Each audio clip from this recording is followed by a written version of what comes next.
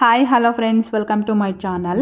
ಇವತ್ತಿನ ರೆಸಿಪಿಯಲ್ಲಿ ಟೊಮೊಟೊ ಕಾಯಿಯಿಂದ ಚಟ್ನಿ ಅಥವಾ ತೊಕ್ಕು ಯಾವ ರೀತಿ ಮಾಡೋದಂತಂದೇಳಿ ತೋರಿಸ್ಕೊಡ್ತಾ ಇದ್ದೀನಿ. ಇದನ್ನು ನಾವು ಚಪಾತಿ, ದೋಸೆ, ಮುದ್ದೆ, ಬಿಸಿ ಬಿಸಿ ಅನ್ನಕ್ಕಂತೂ ಸೂಪರ್ ಕಾಂಬಿನೇಷನ್ ಆಗುತ್ತೆ ಅಂತಲೇ ಹೇಳ್ಬೋದು. ಒಂದು 15 ದಿನದವರೆಗೂ ಆರಾಮಾಗಿ ಇಟ್ಕೊಂಡು ತಿನ್ಬೋದು. ಈ ಚಟ್ನಿ ಮುಂದೆ ಯಾವ ಪಲ್ಯ ಸಾರು ಬೇಡ, ಅಷ್ಟು ರುಚಿಯಾಗಿರುತ್ತೆ. ಸೊ ಬನ್ನಿ ಹಾಗಾದರೆ ಇದನ್ನು ಹೇಗೆ ಮಾಡೋದಂತಂದೇಳಿ ಒಂದು ಸಲ ಚೆಕ್ ಮಾಡೋಣ.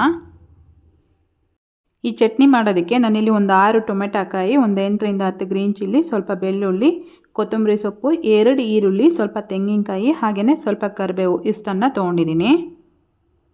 ಈಗ ಮಾಡೋದು ಹೇಗೆ ಅಂತಂದೇಳಿ ನೋಡೋಣ. ಈಗ ಒಂದು ಕಡಾಯಿಗೆ 1-2 ಚಮಚದಷ್ಟು ಎಣ್ಣೆ ಹಾಕ್ಕೊಂಡು ಅದು ಬಿಸಿ ಆದಮೇಲೆ ಕಟ್ ಮಾಡಿ ಇಟ್ಕೊಂಡಿರೋಂಥ ಈರುಳ್ಳಿನ ಹಾಕಿ ಸ್ವಲ್ಪ ಇದು ಕಲರ್ ಚೇಂಜ್ ಆಗೋವರೆಗೂ ಚೆನ್ನಾಗಿ ಫ್ರೈ ಮಾಡ್ಕೋಬೇಕು. ಈರುಳ್ಳಿನ ನಾವು ಆದಷ್ಟು ಈ ರೀತಿ ಸ್ವಲ್ಪ ಕಲರ್ ಚೇಂಜ್ ಆಗೋವರೆಗೂ ಫ್ರೈ ಮಾಡಿಕೊಂಡ್ರೆ ಚಟ್ನಿ ಅನ್ನೋದು ಟೇಸ್ಟ್ ಚೆನ್ನಾಗಾಗುತ್ತೆ. ಈರುಳ್ಳಿನ ಈ ರೀತಿ ಚೆನ್ನಾಗಿ ಫ್ರೈ ಮಾಡ್ಕೊಂಡ್ಮೇಲೆ ಅದನ್ನು ಸೈಡಿಗೆ ಎತ್ತಿಟ್ಟು ಅದೇ ಕಡಾಯಿಗೆ ಗ್ರೀನ್ ಚಿಲ್ಲಿನ ಹಾಕಿ 1-2 ನಿಮಿಷ ಫ್ರೈ ಮಾಡ್ಕೊಂಡ್ಮೇಲೆ ಕೊಬ್ಬರಿ ಹಾಗೆಯೇ ಬೆಳ್ಳುಳ್ಳಿನ ಹಾಕಿ ಜಸ್ಟ್ 1 ನಿಮಿಷ ಅದನ್ನು ಫ್ರೈ ಮಾಡಿಕೊಂಡು ಇವಾಗ ಇದಕ್ಕೆ ಕರಿಬೇವು, ಫ್ರೆಶ್ ಆಗಿರ್ತಕ್ಕಂಥ ಕರಿಬೇವು ತೊಗೊಂಡ್ರೆ ಆದಷ್ಟು ಚಟ್ನಿ ಅನ್ನೋದು ಚೆನ್ನಾಗಿರುತ್ತೆ. ಕರಿಬೇವನ್ನು ಹಾಕ್ತಾಯಿದ್ದೀನಿ. ಕರಿಬೇವು ಹಾಕಿದ ಮೇಲೆ ನಾವು ಇದನ್ನು ಆದಷ್ಟು ಸ್ವಲ್ಪ ಚೆನ್ನಾಗಿ ಫ್ರೈ ಮಾಡ್ಕೋಬೇಕು. ನೋಡ್ತಾ ಇದ್ದೀರಲ್ವ, ಕರಿಬೇವೆಲ್ಲ ಚೆನ್ನಾಗಿ ಫ್ರೈ ಆಗಿದೆ. ಇವಾಗ ಇದಕ್ಕೆ ಒಂದು ಅರ್ಧ ಚಮಚ ಆಗೋಷ್ಟು ನಾನು ಜೀರಿಗೆನ ಹಾಕ್ಕೊಳ್ತಾ ಇದ್ದೀನಿ. ಜೀರಿಗೆ ಹಾಕೋದ್ರಿಂದ ಚಟ್ನಿ ಅನ್ನೋದು ಫ್ಲೇವರ್ ಚೆನ್ನಾಗಿ ಕೊಡುತ್ತೆ. ಹಾಗಾಗಿ ಇದನ್ನು ನಾವು ಮೊದಲೇ ಹಾಕಿ ಫ್ರೈ ಮಾಡ್ಕೋಬೇಕಿತ್ತು. ಹಾಗಾಗಿ ನಾನು ಈ ರೀತಿ ಸ್ವಲ್ಪ ಮಧ್ಯದಲ್ಲಿ ಜಾಗ ಮಾಡಿಬಿಟ್ಟು ಅದನ್ನು ಸಪ್ರೇಟಾಗಿ ಫ್ರೈ ಮಾಡಿಕೊಂಡು ಆಮೇಲೆ ಈ ರೀತಿ ಎಲ್ಲ ಮಿಕ್ಸ್ ಮಾಡ್ಕೊಳ್ತಾ ಇದ್ದೀನಿ.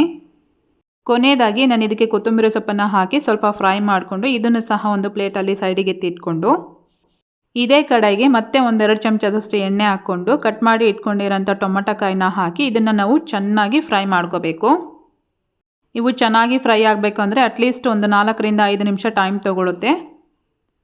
ಎಣ್ಣೆ ಒಳಗೆ ಹಾಕಿದ ಮೇಲೆ ಪ್ಲೇಟ್ ಮುಚ್ಚಿ 1-2 ನಿಮಿಷ ನಾನು ಇದನ್ನು ಈ ರೀತಿ ಎಣ್ಣೆ ಒಳಗೆ ಫ್ರೈ ಆಗೋದಕ್ಕೆ ಬಿಡ್ತಾ ಇದ್ದೀನಿ. 2 ನಿಮಿಷ ಆದಮೇಲೆ ಪ್ಲೇಟ್ನ ಓಪನ್ ಮಾಡ್ತಾ ಇದ್ದೀನಿ. ನೋಡಿ, ಟೊಮೊಟೊ ಎಲ್ಲ ಒಂದು ಸೈಡ್ ಚೆನ್ನಾಗಿ ಫ್ರೈ ಆಗಿದೆ.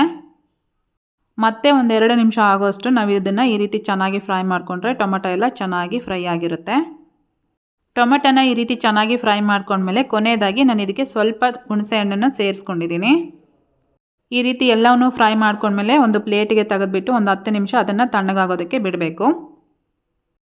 ಅದು ಕಂಪ್ಲೀಟಾಗಿ ತಣ್ಣಗಾದ್ಮೇಲೆ ಫ್ರೈ ಮಾಡಿ ಇಟ್ಕೊಂಡಿರೋಂಥ ತರಕಾರಿನೆಲ್ಲ ಹಾಕಿಬಿಟ್ಟು ರುಚಿಗೆ ತಕ್ಕಷ್ಟು ಉಪ್ಪನ್ನು ಹಾಕಿ ಅದ್ರ ಜೊತೆ ಸ್ವಲ್ಪ ಬೆಲ್ಲನ ಹಾಕಿ ಸ್ವಲ್ಪ ತರಿಯಾಗಿ ಚಟ್ನಿನ ರುಬ್ಕೋಬೇಕಾಗುತ್ತೆ. ಈ ಚಟ್ನಿಗೆ ನಾವೀಗ ಸ್ವಲ್ಪ ಲೈಟಾಗಿ ಒಗ್ಗರಣೆನ ಪ್ರಿಪೇರ್ ಮಾಡ್ಕೊಳ್ಳೋಣ. ಈಗ ಒಂದು ಕಡೆಗೆ ಸ್ವಲ್ಪ ಎಣ್ಣೆ ಹಾಕ್ಕೊಂಡಿದ್ದೀನಿ. ಎಣ್ಣೆ ಬಿಸಿ ಆದಮೇಲೆ ಸಾಸಿವೆ ಮತ್ತು ಜೀರಿಗೆ, 1-2 ಬ್ಯಾಡಗಿ ಮೆಣಸು ಹಾಗೆಯೇ ಸ್ವಲ್ಪ ಕರಿಬೇವು ಹಾಕಿ ಜಸ್ಟ್ ಅದನ್ನು ಫ್ರೈ ಮಾಡಿಕೊಂಡು ರುಬ್ಬಿಟ್ಕೊಂಡಿರೋಂಥ ಟೊಮೊಟೊಕಾಯಿ ಚಟ್ನಿನ ಹಾಕಿ ಒಂದು ಸಲ ಚೆನ್ನಾಗಿ ಈ ರೀತಿ ಮಿಕ್ಸ್ ಮಾಡಿಕೊಂಡ್ರೆ ಟೊಮೊಟೊಕಾಯಿ ಚಟ್ನಿ ಅನ್ನೋದು ರೆಡಿ ಆಯಿತು. ನಾನು ಆಗಲೇ ಹೇಳ್ದಂಗೆ ಈ ಟೊಮೊಟೊಕಾಯಿ ಚಟ್ನಿ ಮುಂದೆ ಯಾವ ಪಲ್ಯ ಬೇಡ, ಸಾರು ಬೇಡ, ಅಷ್ಟು ರುಚಿಯಾಗಿರುತ್ತೆ. ಇದನ್ನು ನಾವು ಬಿಸಿ ಬಿಸಿ ಅನ್ನದ ಜೊತೆ ಸ್ವಲ್ಪ ತುಪ್ಪ ಹಾಕೊಂಡು ತಿಂತಾ ಇದ್ದರೆ ತುಂಬಾ ರುಚಿ ಕೊಡುತ್ತೆ. ಸೊ ನೋಡಿದ್ರಲ್ವಾ ಇವತ್ತಿನ ರೆಸಿಪಿ, ನಿಮಗೆಲ್ಲ ಇಷ್ಟ ಆಗಿದೆ ಅನ್ಕೋತೀನಿ. ಇಷ್ಟ ಆಗಿದ್ದರೆ ಈ ವಿಡಿಯೋಗೆ ಒಂದು ಲೈಕ್ ಮಾಡಿ, ಕಮೆಂಟ್ ಮಾಡಿ, ಶೇರ್ ಮಾಡೋದನ್ನು ಸಹ ಮರಿಬೇಡಿ.